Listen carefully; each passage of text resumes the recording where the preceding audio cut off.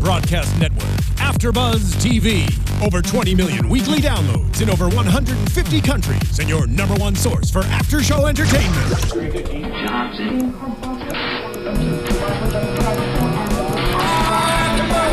AFTERBUZZ TV, the destination for TV superfans, producing aftershows for over 300 of your favorite TV shows, interviewing celebrities and showrunners, and bringing you behind-the-scenes exclusives. All thanks to E! Entertainment's Maria Menounos, producer Kevin Undergaro, and internet leader Akamai. Now, let the buzz begin!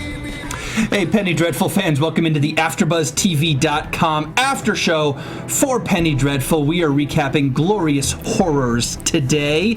I am Bobby DeMuro, Marisa Serafini next to me across the table, Sara Stretton, Roxy Striar. Hello, hello. Ladies, how are y'all doing today? All right. Great. Wonderful?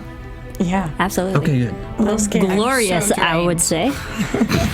Ouch, Game of Thrones and Penny Dreadful. I am drained. Yeah, emotionally challenged. I don't even want to know. I don't watch Game of Thrones, so I'm missing out on that. Hey, we hope you guys are doing great at home this evening or whenever you're watching this week. If you have not already, hit subscribe on YouTube and iTunes like we tell you to always do. We love your comments. We love your live streams. We're live streaming right now, so if you are watching this live, if you want to get in that chat box next to the video on YouTube, send us comments. Marissa's looking at everything you write. And we got something else cool for you guys before we get started. Podcast1.com. We are running a survey over there. So if you guys want to review us over there, we know you comment and tweet a lot, but if you want to review us over there, let us know how you're doing. Let us know who you like, Roxy Striar. Let us know who you hate, probably me. But it'll take about 3 minutes of your time. So if you do have a chance, if you want to do it, we want to know about this and really every after show that AfterBuzz does. So if you watch a lot of them, podcast1.com. All right, ladies, let's start at the end for Gladys. For now. It was weird. Well, I think it's sad that Gladys, her demise was so untimely and unfortunate the way she went down, and the fact that she died alone, and to have someone just as the maid find her, I mean, overall, it's really sad. Yeah.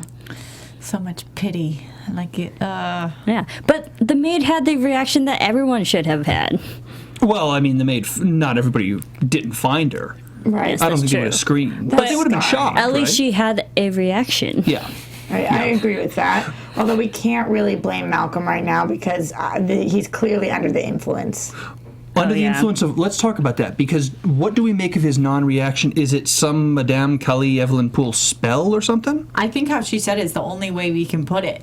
Mm-hmm. It's something. He's under uninfluence. It's either love or witchcraft or a combination of both. I'm not exactly positive what.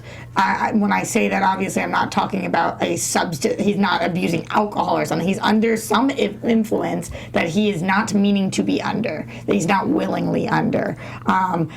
Otherwise, I mean, if he's not, then I am baffled by this reaction. But everything that they are showing us, and especially what's hitting it home, is Mbene's line about him when he's like, "This is not him," and everybody questions it. And when Mbene says something, I'm like, "All right, his word is bond." And it's not just once; he said it twice, and we were saying while watching that Mbene is a man of little words, and the fact that he said the same line twice says so much more than what it was. Remember, though, Sir Malcolm, asked for a divorce in season 1 from Gladys, and she said no. She came up and said absolutely not. Do you guys remember that scene? Yes. If you're going where I think it is, though, that doesn't matter. I'm not saying that it would make him not feel anything for her, but he does, and he wasn't burdened by her in the first place, but he certainly doesn't feel a whole lot. It's weird that he's chipper, almost, but it's not like I would expect him to break down crying. I'm not saying break down crying, but this is someone he already has a lot of guilt around. We have seen him feel guilty about his children and their demise and how that relates to Gladys. Her committing suicide with his razor would make him feel not willing to go to a ball with a new date on his arm. Yeah. And didn't we see him earlier this season discussing with her potentially moving back in together when they were sitting at the cemetery? And he said, you should come to London or I should come back home. And she put the kibosh on that. I think that he does feel something for her. I'm not saying that he's in love with her, but some sort of love, absolutely. It's the mother of his 2 children. Who are also both dead. Right. Yeah. So if anything, if he doesn't even have that romantic love for her anymore, there's the responsibility and the guilt tying him to her. So what do we make of the influence? Is anybody ready to call it, or do we just wait and see? Is it love or It's not supernatural? love. It's not love. Or lust, you know what I'm saying? Whatever the interest is. I think it might be a mix because a man or a woman, not just sex, but I think it's just someone who is emotional and tied that way, and then also on the aftermath of having sex and in the physical relationship with this woman, and then the audience also sees the fetish of his doll. So I think as viewers, we're led to believe that he's already under the influence of something and he didn't have the reaction that he should have had.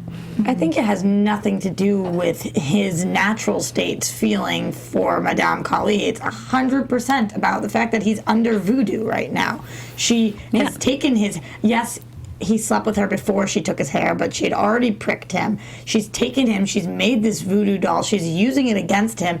She says he's going to have a really rough day. She's controlling him somehow, some way. I'm not exactly sure. We talked about this last week. The prick. Did she put something in him? Did she take it out? Did she do a little bit of both? What does she have him under? I don't know, but it has to do with her. And if that's me calling it, then that's me calling it. Yeah, it's that's what I'm not being curious. too specific. No, it's the trap. She laid a trap. The lust was she, in a lustful way, was the bait. And now she has lured him in, been able to poison him in some way, and will now be able to use him. I agree. And It's a solid plan. Yeah, and obscure media in the YouTube chat says Sir Malcolm was humming the same tune Evelyn was in Bloodbath in the first episode. Really interesting. No kidding. That song. Yeah. Good catch. I think I had that in my notes somewhere too. Well, I guess... Try and take credit for the chat, Marisa. I called out obscure media. Thank you, obscure media. I guess we'll see about Sir Malcolm. That is part one of our three-part The Day After Sex, as we saw it at the start of this episode. Part two of that is Victor and Lily, and her offering to make him eggs. Why are you smiling so much? I love them. I just do. Honestly, them waking up, there was something about it that was incredibly sad and also endearing and beautiful. I said this to you guys out loud. He reminds me of Kurt Cobain. Every time he's on screen, I'm so nervous it's going to be the last time we see him.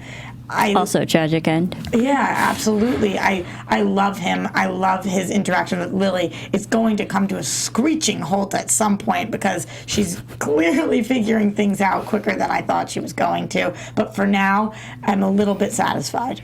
You lost me at Kurt Cobain, to be honest. I don't get She that. lost me at, I'm so happy with this relationship. I know. It's sick and twisted. I know. Like, I really like Victor Frankenstein, and it's very strange to me that I like him so much that this relationship isn't making me hate his character. I can solely say that I do not like their relationship at all. I don't want it to work. I think it's based on false pretenses. I think that he stole her from one of his best friends. I'm not talking about Mr. Clare. I'm talking about Ethan. Well, Ethan that's not trusted fair. He stole her. She was dead. Yeah. He killed her with a pillow. She was dying. Took her body. Sarah, she was going to die. Something else. Don't care. She had consumption. Don't He did care. not steal her. Yeah, I think he stole her. Okay. She's a human, or was a human, not a commodity. I agree though. with the And false now she's- pretenses. I wouldn't say steal. I would say swept in afterwards. I would say steal. Am I the only one Like, here he picked up the mess. in this realm of, in the relationship realm for Victor? I just feel pity for him. He's kind of, I don't want to say loser, but he's the virgin, was the virgin. He's all this stuff. He can't get Did with. we establish that he was a I thought we virgin? did. Oh, yeah. He was a Yeah. virgin. Yeah. Well, at least he's called out for being a virgin by Vanessa when she's going through one of her episodes, and all the other things she said were true. So we're under the assumption that was true. But I did love the interaction that Vanessa and Victor had talking about this. He's wearing a flower and he kind of is acting a little bit different, and knowing, and even Victor said the certain line, just like everyone else. And we know Victor, growing up, he was always different on some level. He never fit in. And the fact that Lily is making him feel like a man, making him feel like he's part of something, and more normal in a way, I found it endearing, somewhat sad, but still endearing. I don't even know if that's true, though, because I agree with you that I found the relationship endearing. But I think something that you certainly need to, or we all certainly need to look out for, is the fact that, yes, he says he's happy and he's saying all these things. Look at his face. Look at the red under his eyes. Look how much worse it's getting. We're not seeing him like we did last season, shoot up heroin all of the time, but I know it's happening. We have to know it's happening. Read between the lines in his face. I think that he's out of it. Completely out of it all of the time. That's why it's so sad. Not even just because of this Lily thing, but because he's a helpless person right now. He doesn't know where to turn, and he's finding the one thing that he considers to be a light. It's really, really sad. So I at least want that bit of a light for him, even though it is under false pretenses, and even though it's completely messed up to Lily. It is. For her, I feel kind of bad. Yeah, to say the least. She doesn't know. She doesn't know what's up yet. They will come back in our ball. Before we get to the ball, I guess let's introduce the ball with our third couple rehashing sex the morning after. That is Angelique and Dorian. Great quote from Dorian. We celebrate the unusual and the world follows. Progressive man or fetish with the different and the freak and doesn't actually feel for Angelique? I do think he feels for Angelique. I think that this conversation came on a little strong. Yeah. It was like, nope, you're coming out. I'm throwing a ball, and you are coming out. Which, I mean, she seemed excited by it first, so then you have to be like, I'm okay with that because that is her reaction. But it was a little strong. She thought that it would be public to go shopping somewhere, and then all of a sudden the two of them are prancing down the hallway at the ball. I mean, I said this last week again, but I feel really bad for Angelique because I think she feels for him more than he will eventually for her.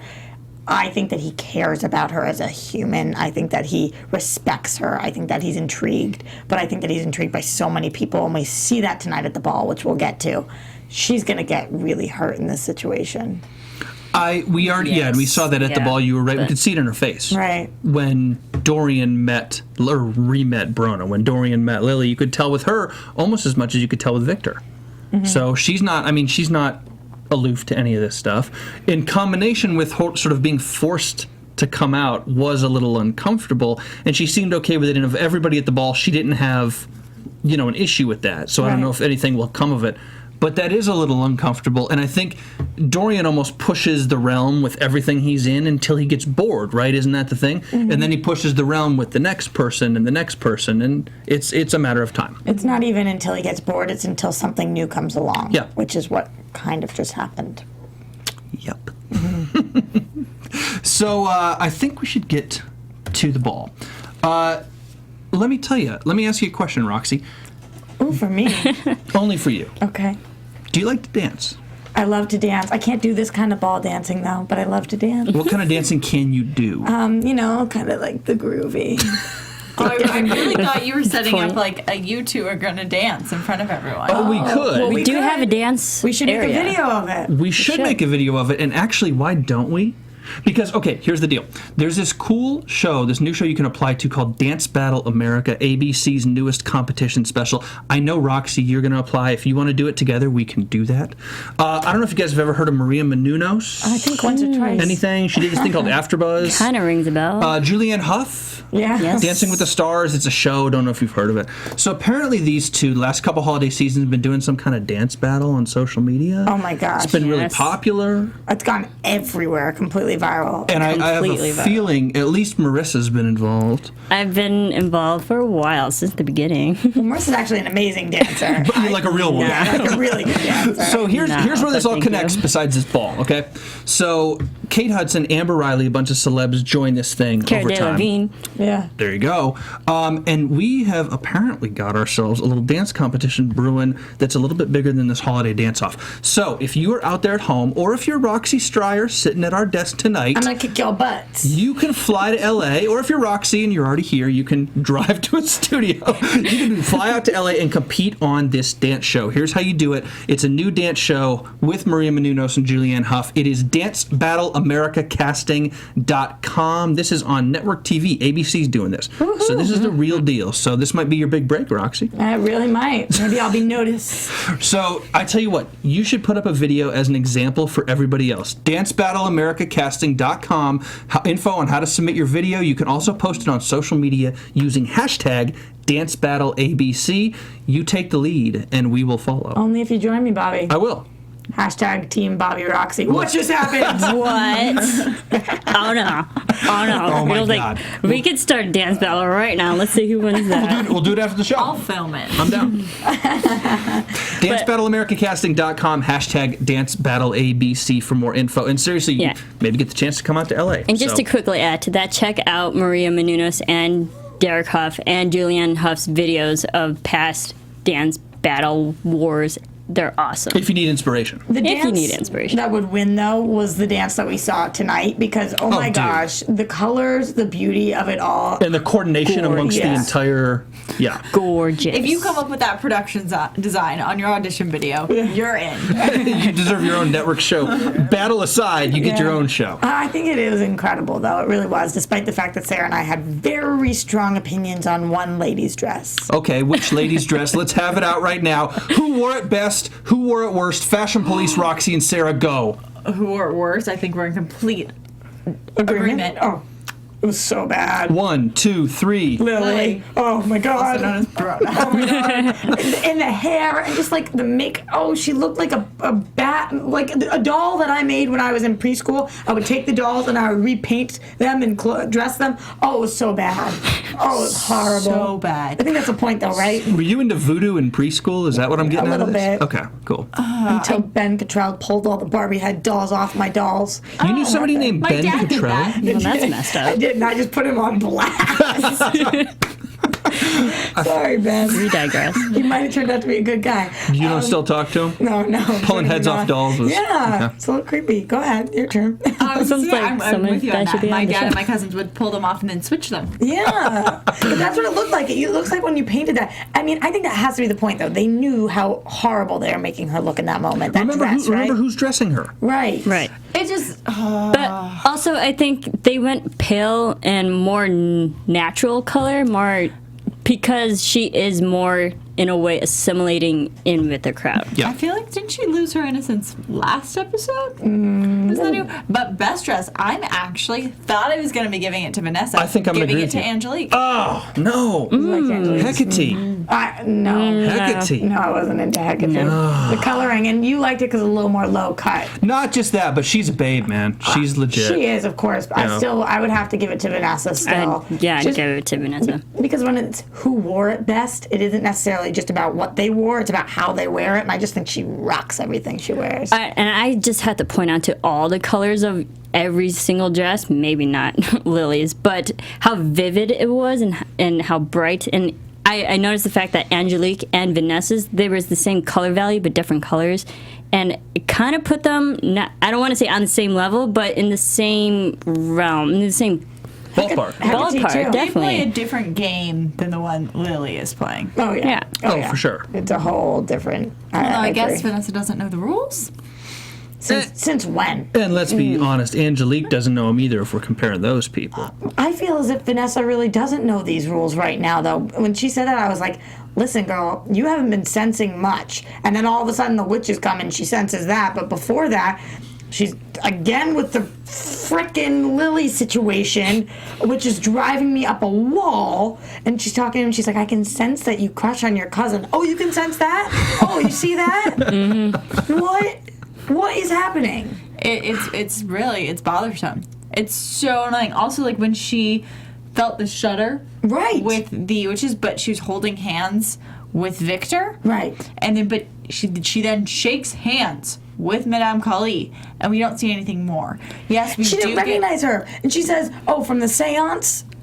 What? And it took her a minute. But also, I think Vanessa recognizes supernatural things, not on an ordinary level. Whereas Lily would be a somewhat humanistic level, you know, and that's normal. That's not She's out of the ordinary. supernatural. She's the undead. She was dead and now she's alive. But also, if you go back to the first episode of this season, when the very first scene, we see Vanessa walking through that park and she gets that shutter and we see Evelyn on the side. Like she's so far away. She knows evil presence. She can feel evil presence. And then when she got the shutter tonight, it was 2 seconds later, Evelyn came into the picture. I don't like it. I think that she should be becoming more aware and more on edge. And to me, it's just that they've kind of dismissed a lot of her powers. They're showing me more and more that Vanessa is the object of the devil. He wants her. I want to see Vanessa becoming more and more powerful, especially because they hint at it in their dialogue. They hint at will the fly be able to eat the spider? They hint at her being the most. They said some word that kind of was like pure. I can't remember. The more sacrosanct. Was that it? But we're not seeing her powers grow. We're not seeing her become as aware as we know, like the cut wife was. I agree. And she's supposed to be the most powerful.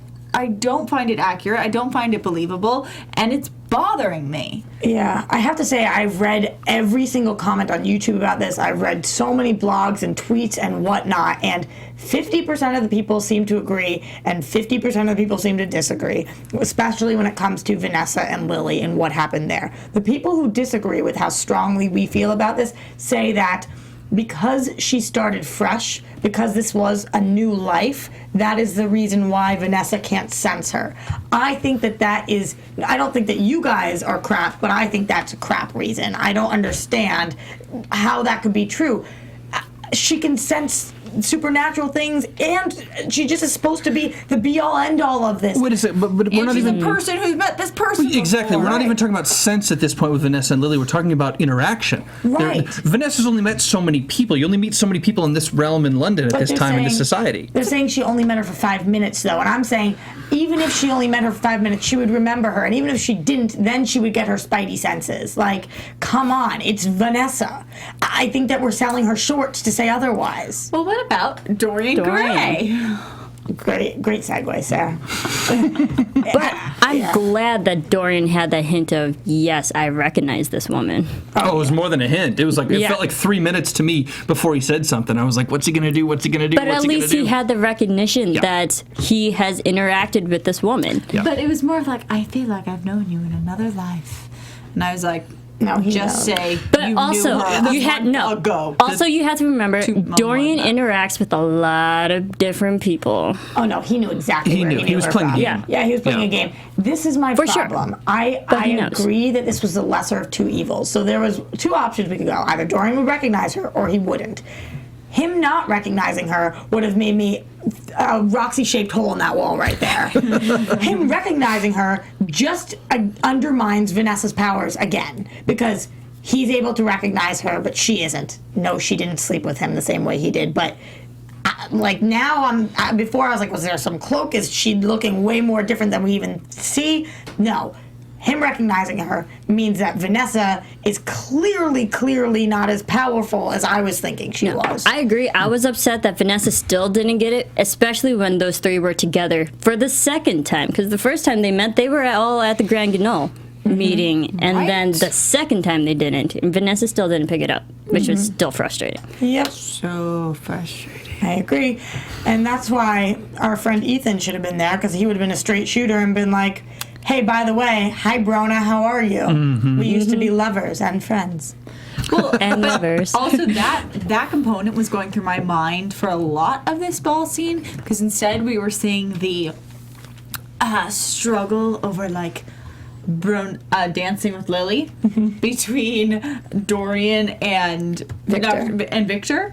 And the whole time that was happening, where you're kind of seeing this tension grow, and of course there's also tension with Angelique. The whole time I was thinking, well, we could really end this conversation and Ethan can walk in, and then it's going to be a whole different story. So I wasn't even tied into the tension building between Victor and Dorian and Lily, because I was kind of like, well, this really doesn't matter. Because guess what? None of this is going to matter as soon as Ethan finds out. Unfortunately, because this was on a Friday that had a full moon, Ethan would not have walked in.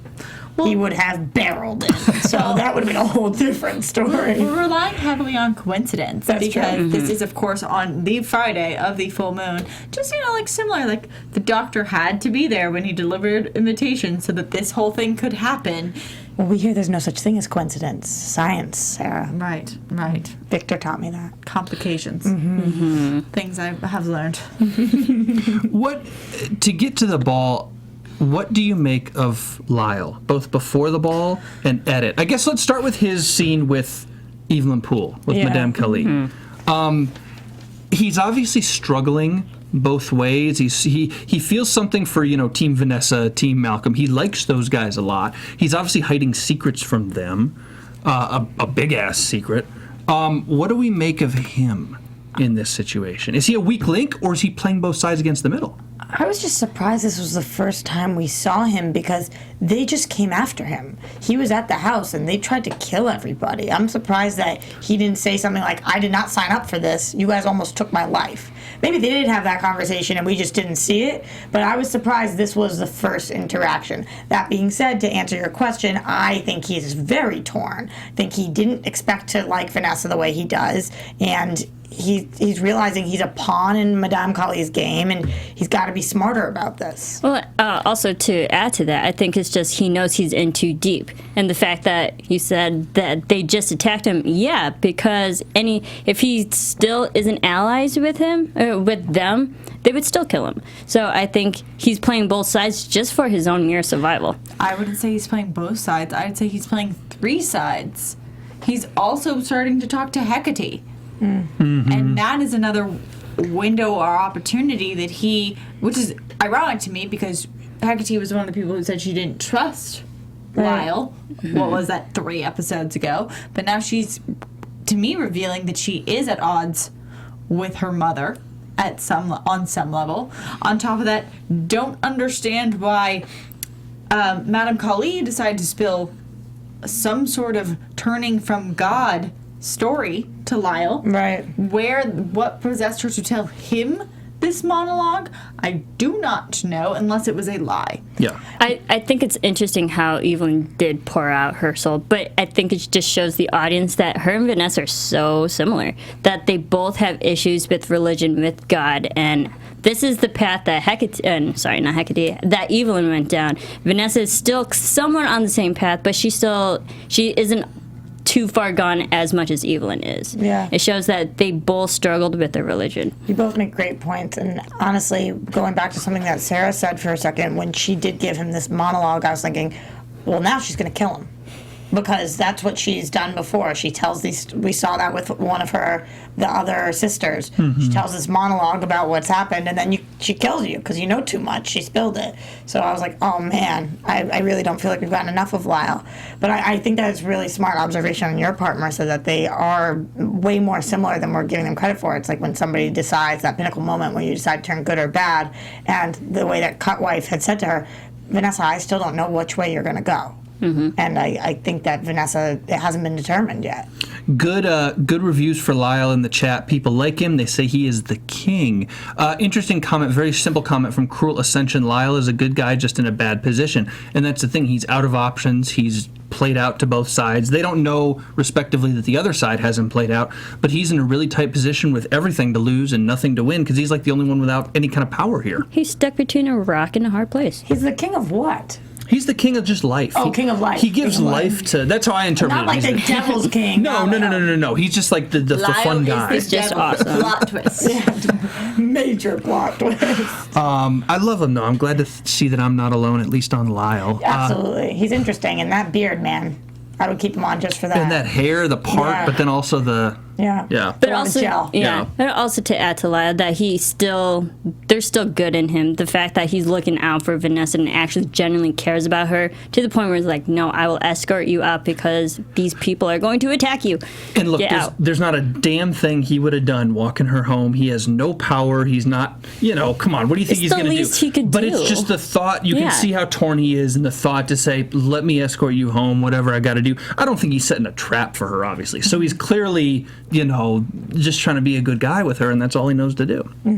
Absolutely. What do you guys think she's going to feel when she wakes up that he was so certain that something was going to go wrong? Do you think she's going to start second guessing him? Because it was right before she faints and all of that happens that he's like, something bad's going to happen. Let's get you out of here. I think that the Vanessa we've seen lately is going to forget all about it and wake up and go, whoa, where am I? What was going on? No, Who is this? Where am I? Is this a ball?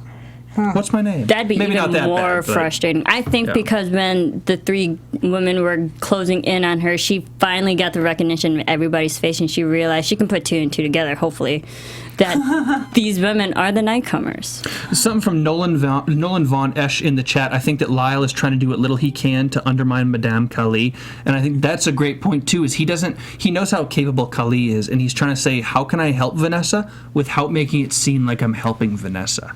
He can say, if Hecate calls him on this after the ball next episode, he can say, oh well, she said she was tired and I was trying to walk her home. Plausible deniability or whatever. He's trying to do whatever he can with them, and then report back to Kali maybe and not tell them everything or try to glean what he can to protect her. It's a weird position for him to be in. I kind of like it though.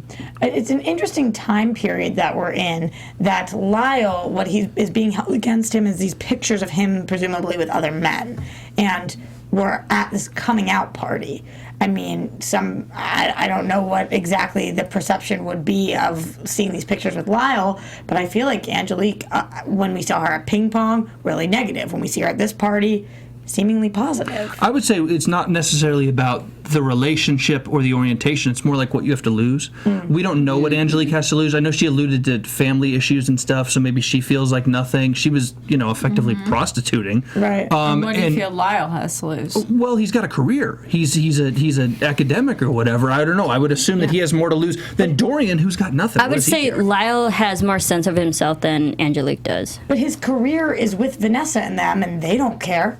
I don't think any of them care who he sleeps with. Maybe I'm just assuming and it hasn't been exposed properly, but I think that Lyle's very well connected in London outside of this. I just get the feeling he's a very well connected society member and academic and all this library stuff when he took Ethan down in there or whatever, and he would have a lot to lose in London. He's in a place of Honestly, respect. it also could have been just the trap. Like, that was what originally got him tied in, And but now- now he's just in so deep. Yeah. I was thinking maybe the other person has something to lose, and we don't know who he's seeing or who he's talking to or who this other person is in these pictures. Maybe there's something big there. We have met them, but we don't know who they are.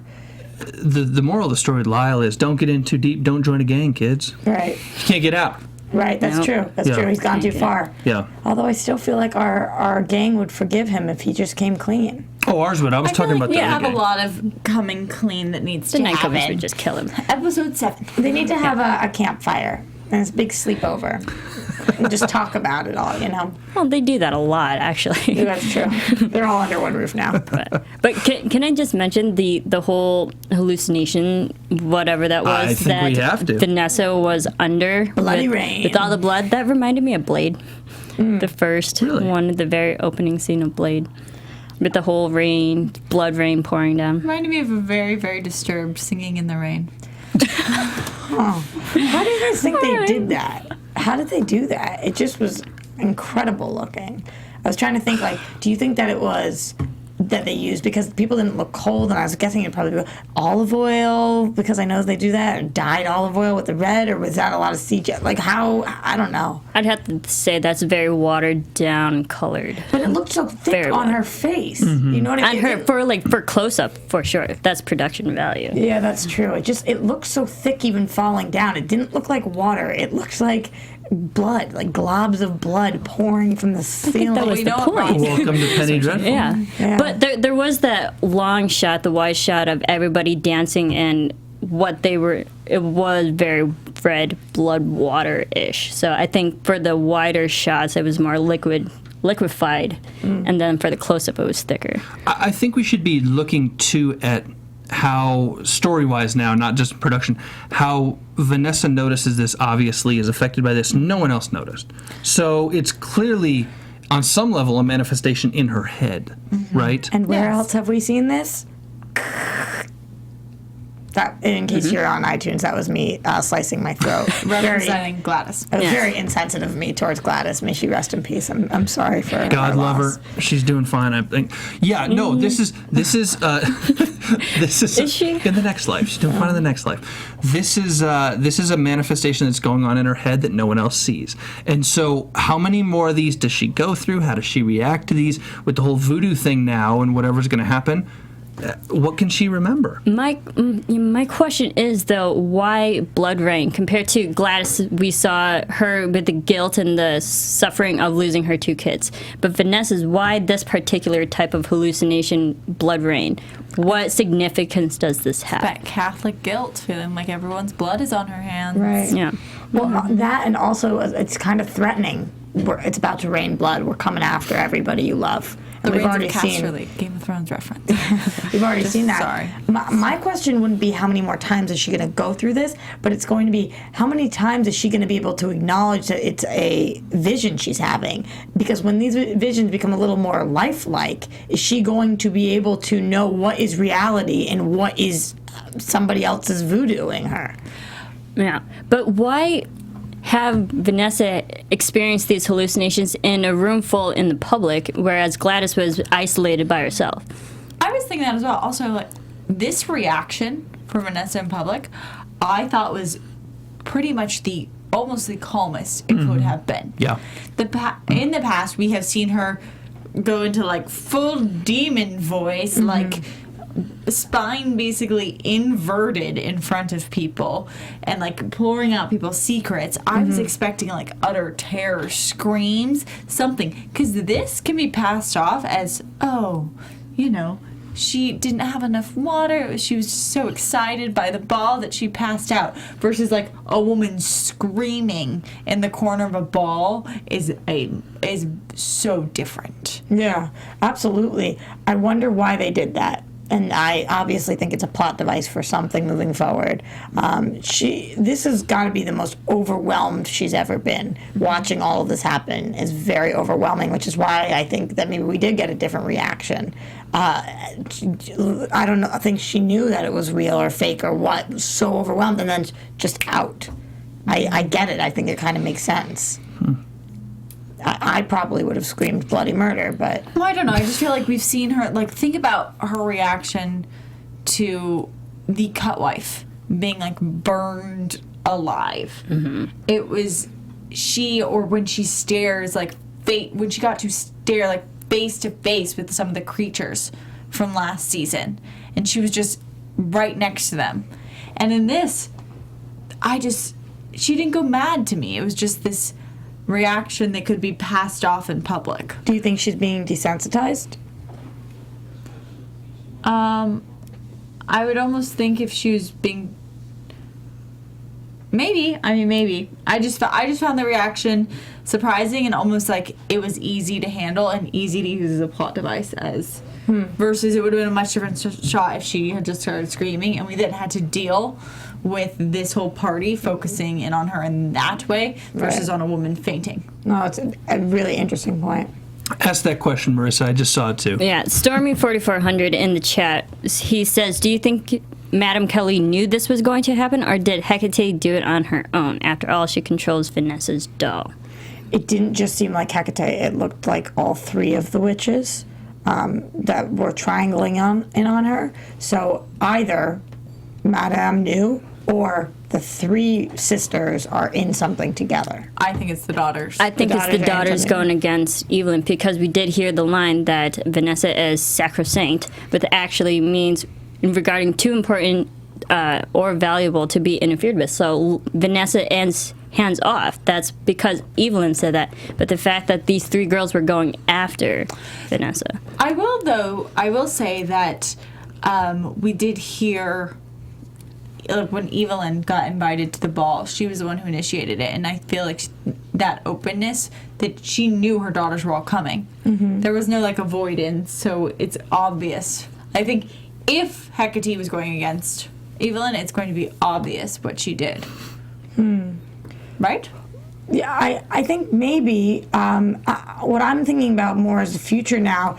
If this was Hecate doing that, why was she trying to take out Vanessa? And this goes back to something I said weeks ago.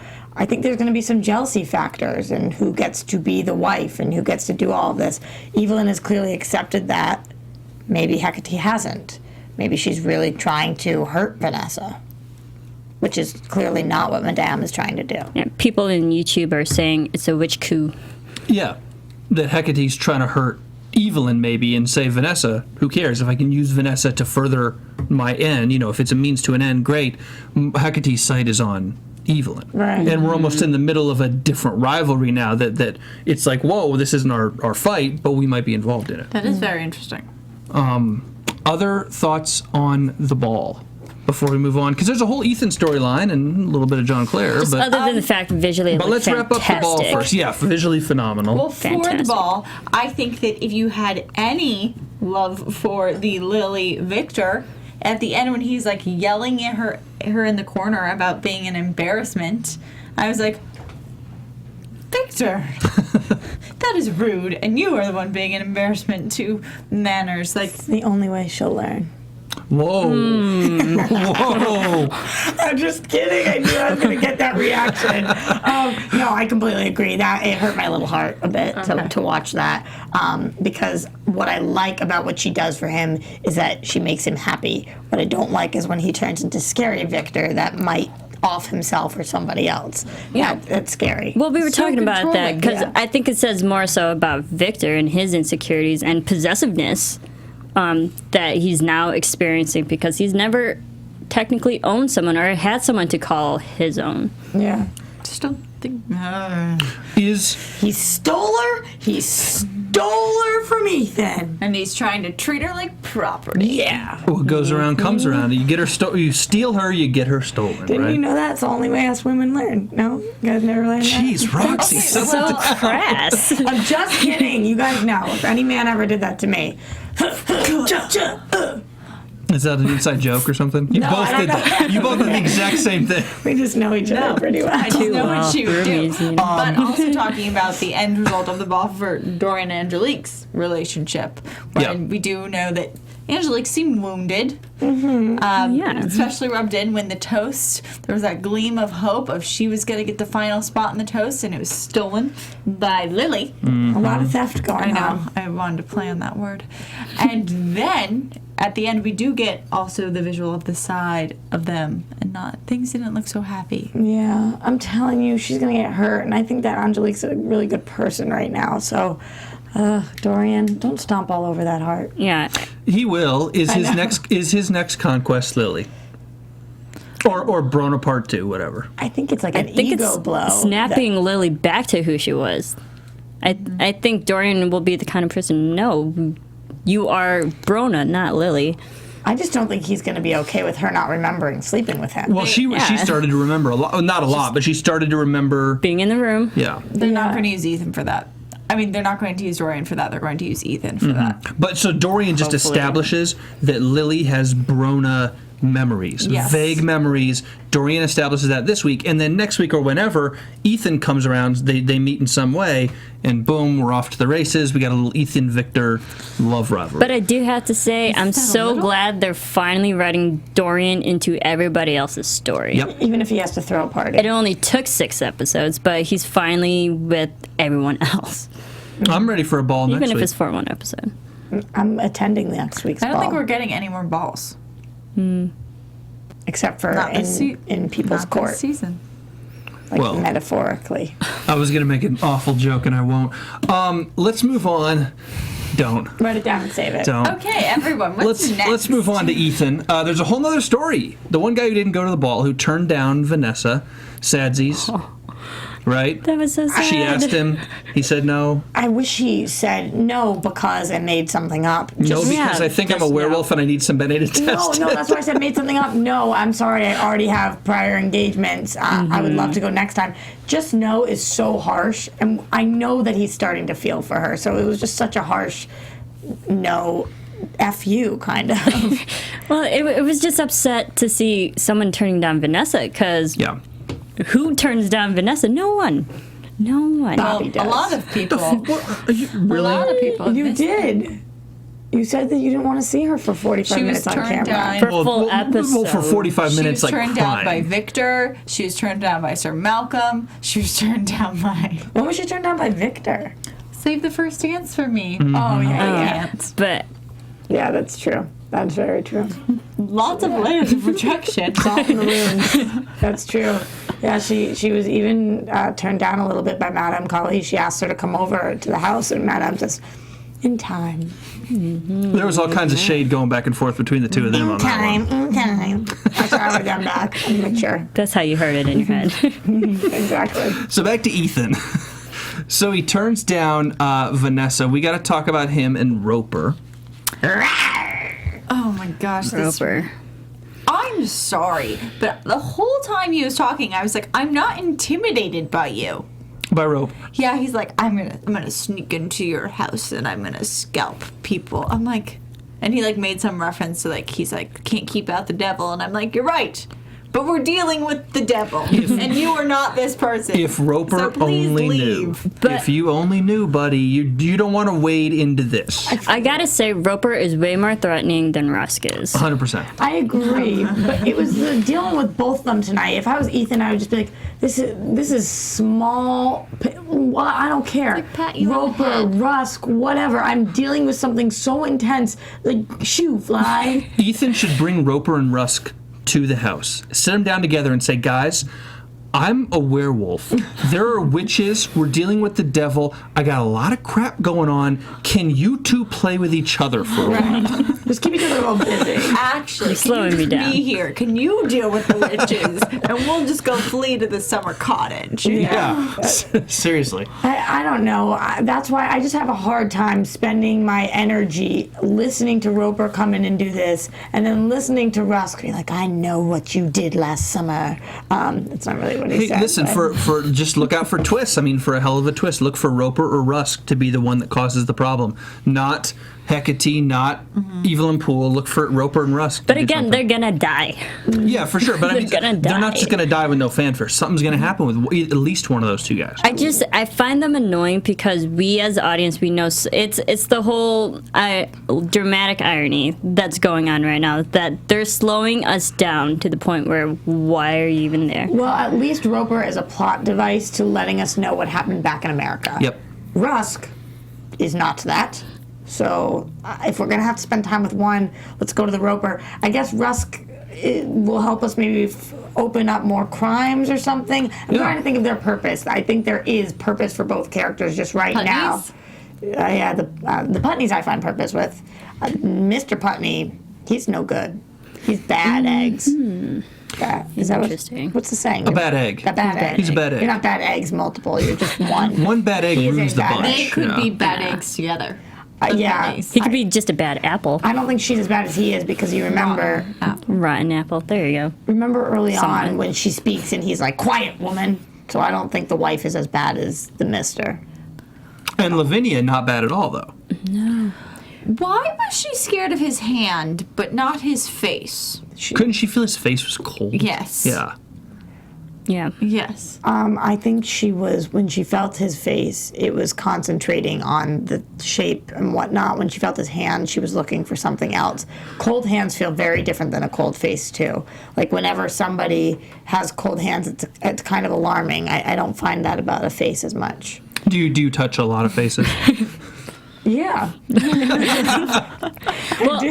Also, when Lavinia was touching the face, that was the first time being introduced to each other. I think it was just a more so acquaintance getting to know you. Now that they've established some type of friendship, platonic relationship going on, now it's even going even further. It's like, okay, what's going on here. There's something about you didn't know. What is this message about her still being frightened? What does that ring for you guys? Like,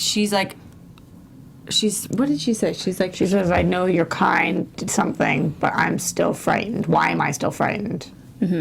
Well, she wasn't frightened the first time with Caliban. But is it supposed to show us, is that supposed to show us a larger picture with him? That while he has been on like a kind route, that we still need to recognize that he could snap? I think it even more broadly, and it's always his issue, it shows us that he'll always be the outsider. It doesn't matter what he does, people are still going to be put off by him, whether it's frightened or whatever. He's never going to be one of the people he wants to be. I didn't take it as much as foreshadowing, which now I could absolutely see where you got that, but I was looking at more what it meant about Lavinia and what she's able to feel and how she sees things. I think that she's going to be a bigger player than I thought initially. I hope she is, and she obviously has to be a relationship of some kind with John Clare. I'm not saying it's going to be love. I think we all thought that a couple weeks ago. Well, we know that they're clearing out the basement, and that the intention is probably to have him be the freak show in the basement, and I do not see her letting that happen. Nope. Even if it kills her. No, because Putney wants it. Because we even saw the silhouette of Putney standing there before the whole interaction of hands holding and being clammy and whatnot. So, like, he's there. He witnessed all this going down, but still he didn't question it because he has a bigger objective going on. He's trying to make some money. Yeah. Really, we just always need to trust in our one and only. She doesn't know who I'm talking about. Who? I tried to connect. What? Failed. Bene. Oh, Simbene! Oh, of course. Oh. I tried. I was still on Victor in my head as my one and only right now, so, you know. That's not the one we agree about. That's true. Zimbane's the best. He is totally our one and only. And he's going to save the day. Always. So Always. heat check, because we haven't asked this in a long time, is Simbene your favorite character? Generally. I know there's a lot of different reasons for a lot of different things to have favorites, but is Simbene the guy, every time he's on, you're like, yes, this guy? I know something good always comes from somebody, or something interesting always comes from him. We know so little about him, but every interaction we learn just a little bit more. I can't give him the title of favorite. Yeah. Can't do that. Vanessa, hello. For sure. But I will give it a solid love when he is on camera, love when he's around. I trust Simbene. It's Victor. It's still Victor. It's still Victor. Simbene has I listen to him the most. If he says something, I believe it. I don't think that about any other character. So... He's like our compass of truth. Right. Mm-hmm. Absolutely. Interesting. I don't know if he's our moral compass because we don't really get to see that yet, but Yeah. he's like our truth compass. He might be. We haven't seen the opposite yet. He's the most grounded out of everybody. He sure as heck stands by Ethan tonight. Well, Sits so by far. Ethan. I guess we'll see how that second half of that goes. Yeah. Okay. No news and gossip today. One quick ratings thing, though, Marisa, if you want to knock it out. We had this question from a fan on Twitter today, how the ratings are for Penny Dreadful, and they are... Yeah, they're still fairly positive. And the viewers for last week's episode that aired on May 31st, in million, if you go with that route, it was 0.712. So that roughly equals around 712,000 in This viewers. is in America. This is not in national, America, yeah. not worldwide. But you do have to remember this is on Showtime. Right. And it's an increase, right? Yes, every episode has been increasing in viewership every week. So Do you know what the premiere was at? the premiere was 0.575. Premiere was 575,000. The series premiere. This premiere was significantly lower than the series premiere. I think it was up over 1 million. But this premiere for season 2, they let out online a couple days early, Yes. so it could have affected right. their TV ratings. A week and a half early, I yeah. think, actually. So they've been climbing back up since then, and this is the first one this season that's over 700,000. So Yeah, and a 25% demo change, which it's positive. But again, I mean, ratings on Showtime mean a little bit different than they mean on, ESPN or MTV because it's a paid, you're paying for the channel Paid anyways. service. Absolutely. So it's a little bit different. But that we had the question, so good answer, and it's trending the right way. Ladies, predictions time. Don't start with me. I got one. And now, your AFTERBUZZ TV prediction. I predict Roxy Striar gets a very mean letter from Ben Cottrell at some point this week. I can't believe you remembered his name. That's awesome. Because I feel like I've known somebody named Ben Cottrell too. I have to look it up. Barbie Head Ripper? Yeah, oh yeah, for sure, because I played with Barbies a lot. Jack the Barbie Head Ripper. Ben the Barbie Head Ripper. Sarah, go ahead with your prediction. Let's just keep moving. I will. Okay, so we did get to see a little clip of what it seemed to look like Vanessa and Ethan kissing. If this is true, I think that, Kissing a moose? What the hell is this? No. Is that how you kiss? Because I think you're doing it wrong. What the? I remember doing that in like theater when I was like in elementary school, where you put your thumbs in the way so you don't actually kiss them. Yeah, like, No. yeah. So I was going to go do it to Sarah, but then I was like, that's too aggressive. So I'm going to talk about Vanessa and Ethan look like they kiss, which is something I think that we've kind of been waiting for to happen. But I think that if we see it next week, then we are going to see it quickly followed up with him being reintroduced to Lily, or reintroduced to Brona as Lily. Because I think it's going to be that build it up, we're so excited, Vanessa is invested, and then Lily's going to come back in the picture, and then my heart for Vanessa is going to break. But do you think it. that matters? Because when Ethan signed on to being with Brona, he knew there was a sentence on it, and I felt like that he wanted to do something helpful, not that he was completely in love with her. Oh, I did feel like he loved her. Loved her, but I didn't feel like he was totally in love with her. I feel like when he lost her, he was more in love with her than he is in love with Vanessa at this point. Interesting. Okay. Predictions are coming across on the live stream. Yeah. I'm just going to use some of them. Marissa, go. What's yours? I have a very bold one. Uh-oh. I think because we see the three women girls go against probably Evelyn's wishes, go after Vanessa, I think these wishes are going to turn on Evelyn, and maybe Hecate might kill Evelyn. So that'd be fun. Wow. That would be fun. Very bold. We're going to Cutwife's house, which means that what we don't know if it's still in there, the box, the book, all of the stuff that we don't know, I think that will come back into play somehow. And also the securing the house and the things that she said she didn't know exactly where they are anymore. I think that's all going to come back up. It's all in the book. Sembene. But she has to be willing to read the book. Sembene, you She'll guys. lose herself. I think Sembene is the one who will counteract the voodoo, because the voodoo is now very personal to him, because it will start on Sir Malcolm. Right. And he's very loyal to Sir Malcolm. And I think we're going to find out that Sembene knows how to do something that we obviously didn't know, and we're going to start to see how powerful he is with the voodoo. Okay, I could see that. Sarah approves.